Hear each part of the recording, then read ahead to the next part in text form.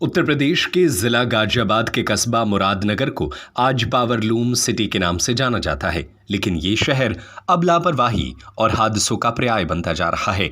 आए दिन powerloom factory या शोरूम में आग लगने की घटनाएं सामने आ रही हैं।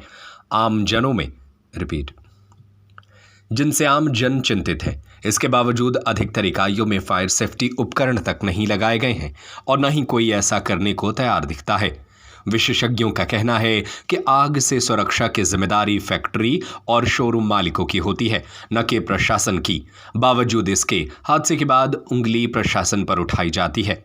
सवाल यह भी उठता है कि जब सुरक्षा व्यवस्था पूरी नहीं तो इन फैक्ट्रियों को सेफ्टी की अनुमति कैसे मिल रही है? क्या संबंधित विभाग आंख मूंद कर अनुमति दे रहा है? वहीं कस्बा रोड पर अतिक्रमण ने लोगों की परेशानी और बढ़ा दी है। बस स्टैंड से कस्बे तक का 10 मिनट का रास्ता अब 1 घंटे में तय होता है। दुकानदारों और ठेलों द्वारा सड़क पर कब्जा कर लेने से आवागमन बाधित होता है। मुरादनगर की जनता अब ठोस कार्रवाई की मांग कर रही है ताकि पावरलूम सिटी किसी दिन हादसे की नगरी में न बदल जाए। रविंद्र जी, ये शोरूम आपका ही था? रविंद्र जी, छोटे भाई का। छोटे भाई का। आग किस वक्त लगी थी? ये लगी है 5-5:15 की। 5:15 बजे। आग लगने की वजह क्या थी? शॉर्ट सर्किट या बिजली से ही लगी है। अच्छा, तो कुछ जिस टाइम ये हादसा हुआ कौन लोग मौजूद थे परिवार के उस वक्त? परिवार के बच्चे थे जी। परिवार के बच्चे थे। किसी को कोई जनहानि तो नहीं? दोनों ना जनहानि कोई नहीं है, बस जनहानि है। ये आसपास कितना मार रहा होगा, कुछ लगता है? ये तो अभी थोड़ा सा। तो बच्चे अपना उतर गए थे, वो किसी ने उतार दे जाके? ये उतार दिए। मैं भी तो रास्ते में था, मैं भी तो आया हूँ। मेरी गाड़ी वो खड़ी हुई।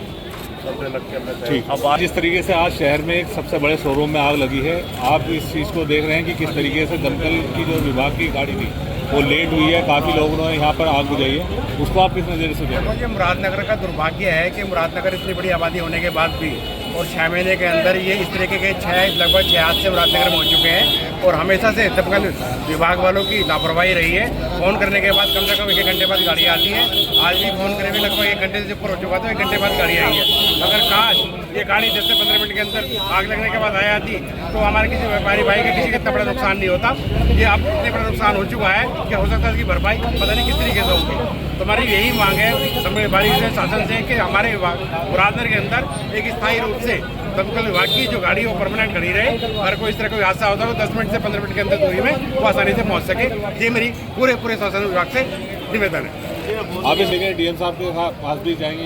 बिल्कुल, एसडीएम डीएम के पास दोनों मांग रखे जाएंगे, लिखित रूप में भी देंगे कि हमारे पास मुरादनगर में दमकल विभाग की गाड़ी परमानेंट हमारे मुरादनगर के अंदर होनी चाहिए। 1 घंटे बाद आई है फ़ोन करने के बाद। तो आग बुझाने में किसका सहयोग रहा? अगर पब्लिक नहीं हमारे पड़ोसी नहीं होते आगे तो बाद में काम करा है। जब आग ब्रिगेड जब आई है तो ये सारी आग बुझ चुकी है। इस तरह आगे नहीं आगे थी, सारा सुबह हो गया, सारे पड़ोसियों में आग बुझाइए लग के। ऐसे फिर फायदा क्या? फोन करे यार, जमाना सुनने को तैयार नहीं, कोई फोन कर नहीं पाता। बिजी लाइन है, कोई रेस्टोरेंट नहीं है। सारा मोहल्ला सो जाता है, तो सारा मोहल्ला बच गया। अन्य बहुत बड़ी अनहोनी होती बोलने में, सैकड़ा बच जाता है अगर मोहल्ला साथी होता है यहाँ पे। भाई भगवान का रखवाला हो गया है, बहुत बड़ा नुकसान बहुत हुआ है। कोई सहयोग नहीं फायर ब्रिगेड का यहाँ पे, कोई सहयोग नहीं फायर ब्रिगेड का। बताओ इसको भैया, तो मरंदो पब्लिक मर जाए, मरंदो, कोई दिक्कत नहीं है। फायर ब्रिगेड को बुलाई मतलब बने कर दो भैया, नहीं फायर ब्रिगेड। आज दिनांक 1 नवंबर 2025 को शाम समय लगभग 17:13 पर फायर स्टेशन मोदी नगर पर सूचना प्राप्त हुई थी। कस्बा रोड मुरादनगर में मुरादनगर मेट्रो स्टेशन के सामने एक बिल्डिंग में आग लगी है। तत्काल 2 फायर टेंडर मोदी नगर फायर स्टेशन से घटनास्थल के FSO के भेजे गए। वहां जाके देखा तो 2 इलेक्ट्रॉनिक की दुकान थी और ऊपर रिहायशी मकान बना हुआ था, जिसमें पूरी तरह से आग फैली हुई थी। तत्काल गाड़ी पहुंचने के उपरांत 2 साइड से होश फैलाते हुए आग बुझाना शुरू किया।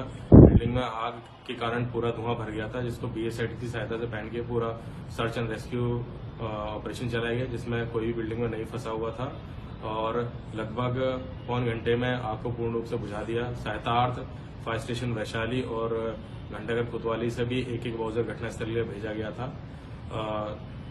घटना में लगभग शोरूम के बाहर खड़ी 3 स्कूटी और एक बाइक जल के नष्ट हो गई। साथ ही शोरूम के अंदर भरा हुआ फ्रिज, वॉशिंग मशीन, टीवी और अन्य सामान जल के नष्ट हुआ है। घटना में किसी प्रकार की कोई जनहानि नहीं है।